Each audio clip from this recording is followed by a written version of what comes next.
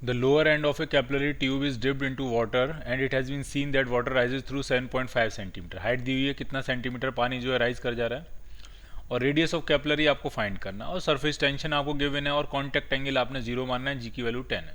तो ये बहुत ही सिंपल है. हमको क्या करना है कि हाइट का फॉर्मूला जो है वो लगा देना है इसमें. तो जो हाइट राइज होती है कैपिलरी ट्यूब में वो होती है आपकी 2t cos theta upon R rho g. तो यहाँ से हमें फाइंड क्या करना है, हमें रेडियस ऑफ कैपिलरी फाइंड करनी है. तो जो रेडियस आपकी आ जाएगी वो आपकी आ जाएगी 2t cos थीटा, थीटा यहाँ पे 0 डिग्री दिया हुआ है, अपॉन एच रो जी. सारी वैल्यू आपको डालनी है. सरफेस टेंशन आपको पता हुआ है और आपको हाइट पता है सेंटीमीटर में, उसको मीटर में डालना है आपने, और डेंसिटी पानी की 10⁻³ kg/m³ डालनी है, और जी की वैल्यू 10 डालनी है. सब कुछ ऐसा यूनिट में डालोगे तो आपको रेडियस मिलेगी. फिर उस रेडियस को सेंटीमीटर या मिलीमीटर में कन्वर्ट करके देख लेना है कौन सा आंसर आपका मैच कर रहा है. होपफुली शायद आंसर डी पार्ट मैच करेगा. बाकी कैलकुलेट करके ही पता लगेगा कौन सा मैच कर रहा है. A soap bubble of diameter A is produced using a soap solution of surface tension T. Find the energy required to double the radius of bubble without changing temperature. Radius आपको double करनी है. ठीक है, पहले radius कितनी है, तो diameter A दिया है तो रेडियस है A/2, और उससे रेडियस डबल करनी है यानी A तक लेके जानी है. तो इंक्रीज इन एरिया कितना होगा, सोप बबल में जो सरफेस का एरिया होता है वो 4πr² नहीं होता, 4πr² बाहर होता है और 4πr² अंदर होता है. तो टोटल सोप बबल में सरफेस एरिया 8πr² होता है. तो इनिशियल एरिया होगा आपका 8π A/2 का स्क्वायर, ये इनिशियल एरिया है. जिस एरिया को बढ़ा के हमें कितना करना है, 8π A². तो जो इंक्रीज इन एरिया होगा वो बनेगा फाइनल माइनस इनिशियल. तो ये 8π A² और जिसको सेटल करेंगे तो ये 2π A² आ जाएगा. तो जब माइनस करेंगे तो 6π A² ये इंक्रीज इन एरिया है.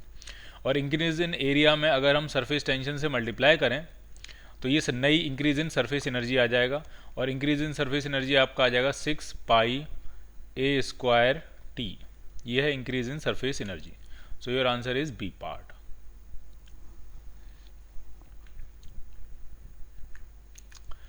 नेक्स्ट क्वेश्चन में कह रहे हैं कि एक बोट है, उसके अंदर कुछ स्टोन्स हैं और वाटर टैंक में फ्लोट कर रही है बोट, और स्टोन्स को अगर हम पानी में गिरा देंगे तो वाटर लेवल पे क्या फ़र्क पड़ेगा. तो जब हम स्टोन्स को पानी में अनलोडेड करेंगे तो वाटर लेवल डिक्रीज हो जाएगा ओवरऑल. क्यों, अब ध्यान से समझना है इस बात को. जैसे मान लीजिए एक वाटर टैंक है और उसके अंदर मैंने एक कंटेनर बनाया है, बोट है बोट, और कुछ ये वाटर लेवल है.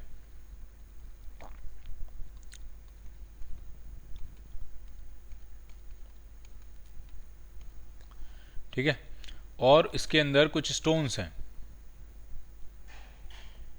मान लिया कुछ स्टोन्स रखे हैं इसके अंदर इस तरह से. अब जब हम स्टोन्स को पानी के अंदर गिराएंगे तो होगा क्या, अभी स्टोन्स जो हैं वो बोट के साथ फ्लोट कर रहे हैं. तो अभी स्टोन्स की वजह से जो लिक्विड डिस्प्लेस होगा, जो अभी लिक्विड डिस्प्लेस किया होगा वो वेट ऑफ स्टोन्स के बराबर होगा. अभी इस स्टेट में, अभी स्टेट इस स्टेट में जो लिक्विड डिस्प्लेस होगा वो होगा वेट ऑफ स्टोन्स के बराबर. और जब आप स्टोन्स को पानी में अनलोड कर दोगे तब जो लिक्विड डिस्प्लेस होगा वो वॉल्यूम ऑफ स्टोन्स के बराबर होगा, क्योंकि फिर तो स्टोन सिंक कर जाएंगे. तो कितना लिक्विड डिस्प्लेस करवा पाएंगे, अपने वॉल्यूम के बराबर, वॉल्यूम ऑफ स्टोन्स के बराबर होगा. और आप इन दोनों लिक्विड्स को जब आप कंपेयर करोगे तो वेट ऑफ स्टोन्स के बराबर जो लिक्विड होगा वो काफ़ी ज़्यादा होगा in comparison to volumes of stones के बराबर. तो जब हम इनको गिराएंगे तो लिक्विड डिस्प्लेस कम हो जाएगा और वाटर लेवल कम हो जाएगा. ठीक, या सिंपल समझना चाहो तो आप ये समझ सकते हो कि जब हम इसको यहाँ से नीचे गिराएंगे तो बोट ऊपर आएगी, तो बोट ऊपर आने से लिक्विड का लेवल कम होगा, और स्टोन के अंदर जाने से लिक्विड का लेवल बढ़ेगा.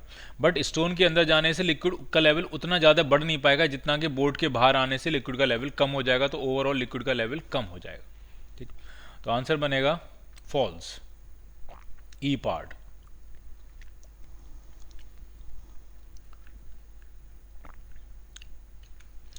Choose the correct statement. Terminal velocity of rain drops are proportional to square of their radius. बिल्कुल सही कह रहे हैं. ठीक है, टर्मिनल वेलोसिटी के फॉर्मूले में r² आता है. वाटर प्रूफिंग, तो ए पार्ट इसका सही हो गया, correct statement. Water proof agents decrease the angle of contact between water and fibre. Angle of contact decrease करते हैं, जी नहीं, एंगल ऑफ कॉन्टैक्ट इंक्रीज करते हैं. जो वाटर प्रूफिंग एजेंट होते हैं वो ये कोशिश करते हैं कि एंगल ऑफ कांटेक्ट वाटर और सरफेस का ऑप्ट्यूज हो जाए, तभी वो वाटर जो है वो उस सरफेस से रिपेल होगा। ठीक है, तो ये गलत हो गया।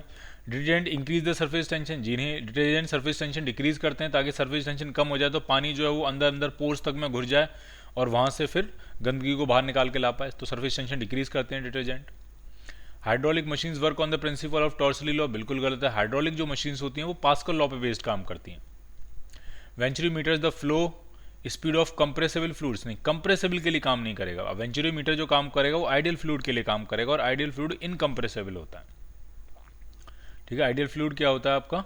इनकम्प्रेसिबल। वेंचुरी मीटर जो है वो बर्नौली लॉ पे बेस्ड होता है, तो इनकम्प्रेसिबल लिक्विड के लिए काम करता है, तो ये भी गलत हो गया। तो आंसर क्या बनेगा आपका? ए part. 20 centimeter long capillary tube is dipped vertically in water and liquid rises up to 10 centimeter. If the entire system is kept in a free falling platform, the length of the water column in the tube. जब free falling में होता है तो effective gravity zero हो जाएगी, तो जो height raise होगी वो होगी आपकी 2t cos theta upon R rho g. ठीक, और फ्री फॉल में करेंगे तो इफेक्टिव ग्रेविटी क्या हो जाएगी? जीरो। तो हाइट क्या हो जाएगी? इन्फानाइट। हाइट इन्फानाइट होने का मतलब ये है कि जितना भी आपके पास कैपिलरी ट्यूब होगी वो पूरा भर जाएगी। तो length of the water column in the tube 20 centimeter, ठीक है, पूरा 20 सेंटीमीटर हो जाएगी tube. By sucking through a straw a student can reduce the pressure in his lungs to 750 millimeter of mercury. Using the straw he can drink water from a glass up to a maximum depth of. ठीक है, तो normal जो atmospheric pressure है वो 760 millimeter of Hg के बराबर है। तो कितना प्रेशर उसने डिक्रीज कर लिया? तो उसने 10 मिलीमीटर ऑफ मरकरी का जो है वो प्रेशर उसने डिक्रीज कर लिया।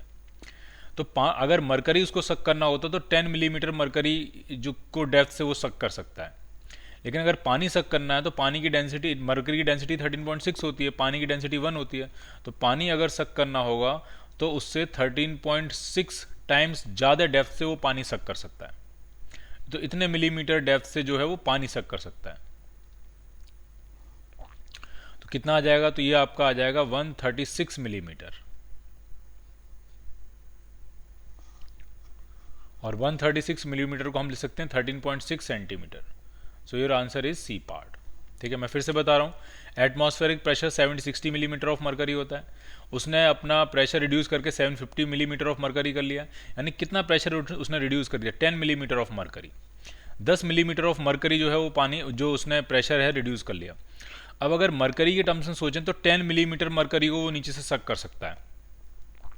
तो पानी को कितना नीचे से सक कर लेगा? तो पानी की डेंसिटी मरकरी की डेंसिटी से 13.6 टाइम्स ज़्यादा होती है, तो पानी को 13.6 टाइम्स ज़्यादा नीचे से वो सक कर लेगा। तो इंटू 13.6 करेंगे तो 136 मिलीमीटर जो है वो पानी को सक कर सकता है, और इसको सेंटीमीटर में कन्वर्ट करेंगे तो 13.6 सेंटीमीटर। 1000 ड्रॉप्स हैं, उनको कंबाइन कर रहे हैं, एक लार्जर ड्रॉप बना रहे हैं। सरफेस एनर्जी जो है पूछ रहे हैं रेशियो स्मॉलर ड्रॉप की टू द लार्जर ड्रॉप। तो आपके पास अगर 1000 ड्रॉप्स हैं इस तरह से, उनको कंबाइन करके एक लार्ज ड्रॉप बनाई है आपने, 1000 ड्रॉप्स हैं। तो इन सब का रेडियस अगर स्मॉल आर होगा तो इसका रेडियस हो जाएगा 10 स्मॉल आर।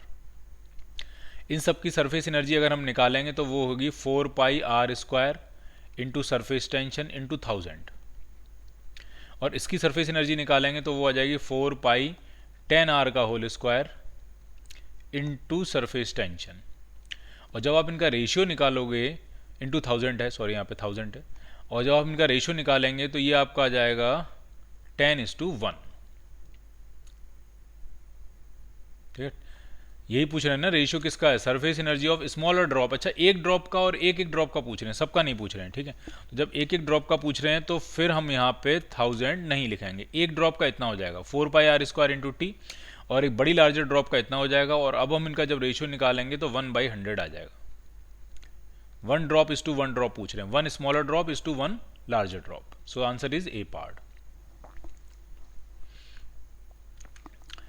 इसमें कह रहे हैं कि एक सॉलिड फ्लोट कर रहा है such that it's 1/3 part is above the water surface then the density. ठीक है, तो 1/3 अगर अबव है तो 2/3 अंदर होगा, 2/3 पार्ट जो है वॉल्यूम का अंदर होगा। और फॉर्मूला ये है कि volume emerged upon total volume जो होता है वो होता है रिलेटिव डेंसिटी के बराबर, and that is density of substance upon density of liquid, जिसमें वो डूबा हुआ है।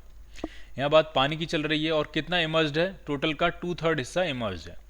Equal to density of substance आपको निकालना है, और डेंसिटी ऑफ वाटर होगा 1000। So density of substance will be 2000/3। So your answer will be C part.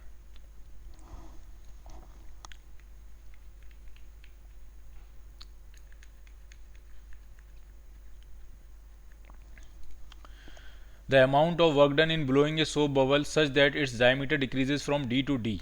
ठीक है, तो कितना वर्क डन होगा, तो जब डायमीटर उसका स्मॉल डी रहा होगा तब उसका एरिया रहा होगा 8πd²। बबल है, दोनों तरफ सरफेस होगी अंदर बाहर, और जब डायमीटर कैपिटल डी हो जाएगा तो एरिया हो जाएगा 8πD का स्क्वायर। ठीक, तो वर्क डन कितना होगा, तो वर्क डन हो जाएगा आपका increase in area into surface tension. Surface tension को एस से रिप्रेजेंट कर रहे हैं, और इंक्रीज इन एरिया हो जाएगा आपका 8πD² minus small d² into surface tension S। So your answer will be D part. What is the increase in temperature? The angle of contact. Temperature अगर बढ़ाएंगे तो एंगल ऑफ कॉन्टैक्ट पे क्या फ़र्क पड़ेगा। ठीक है, तो ये बहुत डिस्प्यूटेड क्वेश्चन है, इसका आंसर होना चाहिए मे इंक्रीज और डिक्रीज, डिपेंड्स। ठीक, तो इसमें से कोई भी आंसर इसका मैच नहीं करेगा।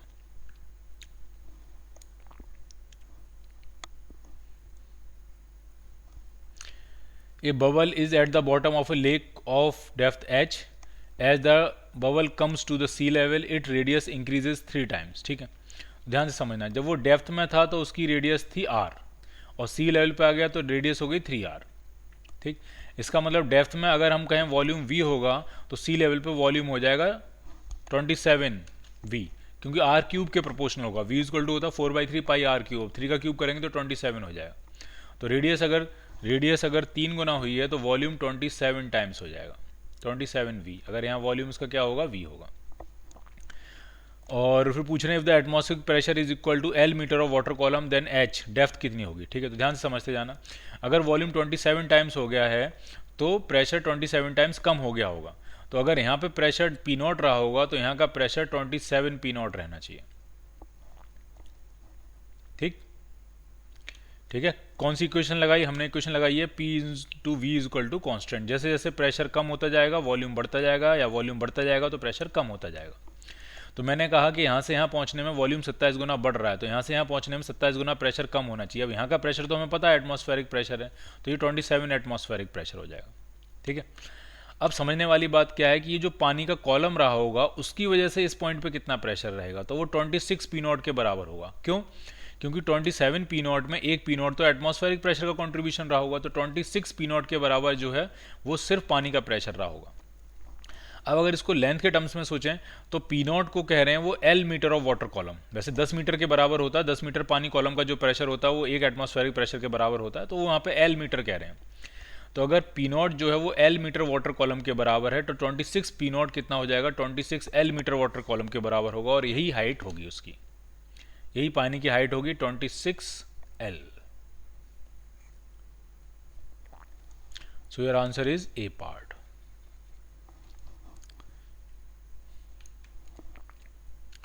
A wooden block is floating on water kept in a beaker. 40% of the block is above the water surface. Now beaker is kept inside a lift that start going upward with the acceleration g/2. The block will 40% ही रहेगा। क्यों, क्योंकि जो कितना हिस्सा immersed है upon total का कितना हिस्सा इमर्ज्ड है ये रिलेटिव डेंसिटी पर डिपेंड करता है। ग्रेविटी का यहाँ कोई कनेक्शन नहीं है, ग्रेविटी तो कट जाती है, ग्रेविटी कैंसिल आउट हो जाती है दोनों तरफ। तो अगर उसको एसलेटिंग फ्रेम में रखेंगे या उसको ग्राउंड पे रखेंगे या लिफ्ट में रख के ऊपर या नीचे एसलेट कराएंगे, इससे कोई फर्क नहीं पड़ेगा। अगर 40% हिस्सा बाहर था तो 60% डूबा होगा, तो लिफ्ट के अंदर भी 60% ही डूबा होगा, 40% बाहर रहेगा। So your answer is C part.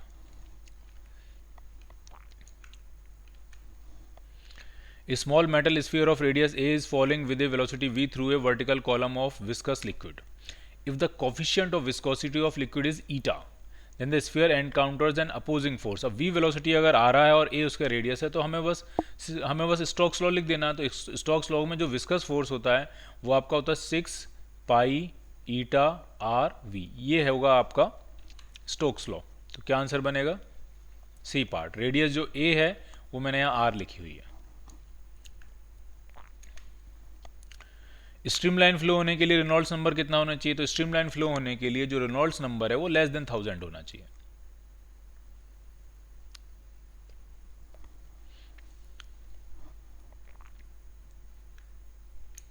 Last question करते हैं, अच्छा क्वेश्चन है ये।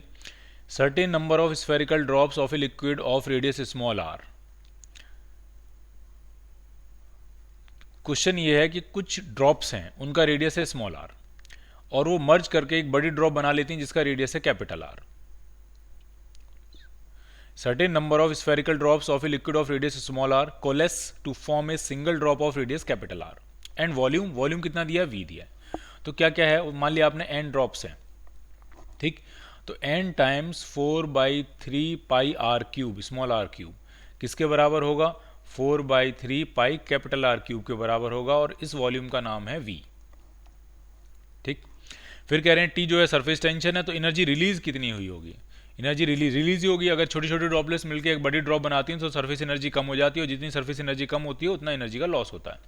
तो डिक्रीज इन सरफेस एनर्जी आपको लिखना है, वही एनर्जी का लॉस होगा, डिक्रीज इन सरफेस एनर्जी। तो सरफेस एनर्जी का डिक्रीज निकालने के लिए क्या लिखेंगे हम? Surface tension into decrease in area. अब डिक्रीज का मतलब क्या है? इनिशियल एरिया, इनिशियल एरिया होगा N into 4 pi small R square minus final area वो होगा 4 पाई कैपिटल आर का स्क्वायर। तो इतना एनर्जी, इतना एरिया का लॉस होगा, इतना डिक्रीज इन एरिया है और सरफेस टेंशन से मल्टीप्लाई करेंगे तो डिक्रीज इन सरफेस एनर्जी हो जाएगा। अब जरा कैलकुलेट करते हैं कितना होगा ये। तो इसमें हमें 3 से मल्टीप्लाई करना है और 3 से डिवाइड करना है, तो 3t। ऐसा क्योंकि अभी समझ में आएगा आपको। n times 4/3 pi R square minus 4/3 pi capital R square, ये। अब क्या करते हैं, अब इसमें आर क्यूब बना लेते हैं। कैसे? इसमें एक आर से ऊपर मल्टीप्लाई, एक आर से नीचे डिवाइड, मतलब मल्टीप्लाई। ऐसी कैपिटल आर से ऊपर मल्टीप्लाई, कैपिटल आर से नीचे मल्टीप्लाई। इसका फायदा ये हो गया कि n into 4/3 pi R cube या 4/3 कैपिटल आर क्यूब ये दोनों बराबर हैं और ये वॉल्यूम के बराबर है, ये वाला। तो ये वॉल्यूम हम बाहर लिख सकते हैं। तो जैसे ही हम वॉल्यूम को बाहर लिखेंगे तो ये 3VT हो जाएगा। और अंदर क्या बचने वाला? तो अंदर बचने वाला है 1/r माइनस 1 कैपिटल आर। इतनी एनर्जी रिलीज होगी। तो आपका आंसर क्या बनेगा? नहीं,